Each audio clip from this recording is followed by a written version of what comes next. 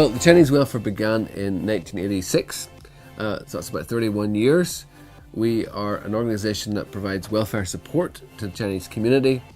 We were preceded 3 years before that with the Chinese Chamber of Commerce and the Chinese Language School, both of which still exist. And you can imagine business was the first reason why Chinese people got together when they came here. In the same year, education and maintaining the language and culture. And then there was a need expressed for the Chinese community to receive welfare support. So helping to get into the education system, seeing the doctor, health needs, etc. And that's really how we began. Well, our community, the Chinese community, is a community that we work mostly with.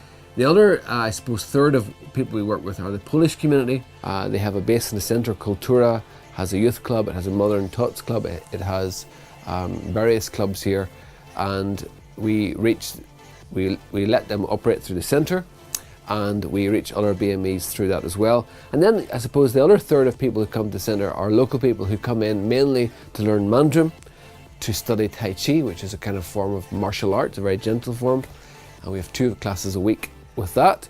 And recently we started a martial arts class that is Wing Chun, which is another form of martial arts popularised by Bruce Lee. So that's why our centre really is not a Chinese centre for the Chinese, and that's a message. I suppose that's a message that we want to get out there. It's not a Chinese centre for only the Chinese, but it is a centre that was built by the sweat, guts and determination of the Chinese community. So that's very important, that there's a nice balance there. We keep our foundation, we keep our USP, which is our service to the Chinese community, but we realise this is a place where everybody is welcome, and I think other BMA groups should feel very welcome, because this is a place that is managed by a multilingual and a multicultural group of people, so they should feel very at home here. For many years we had a youth club that took various names, and that youth club, I suppose if you think about the progress of that youth club, the people now in our community who are married to Chinese people, people who are local, Irish people who speak Mandarin, who can do dances, lion dances, and can do kung fu, etc.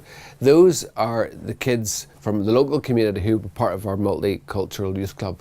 But over the years, the funding for that became very, very difficult, and in the last couple of years, that whole youth club was mothballed, very sadly.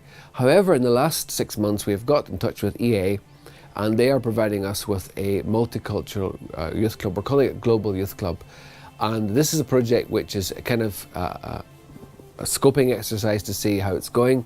I hear there's about 15 people come every Friday night from all arts and parts, and this is something that we're hoping to establish. Challenges, well, our older community are still very vulnerable, but we have 3rd and 4th and 5th generation Chinese people now.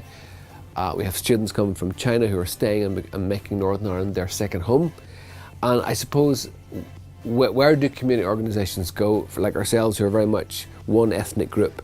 As we grow in age, as our community grows in age, I think the challenge will be the children of our first generation. Will they get involved with Chinese welfare? Will Chinese welfare always be about welfare? And I think for us, we see the importance of looking at our position as being a bridge for cultural diversity as well, for education, for people-to-people kind of stuff. Certainly with UK-China relations, I think our centre being probably the only centre in the UK that I'm aware of that is actually owned by Chinese people, which is quite unique. So we have to kind of figure out and continue to figure out just where we go with that.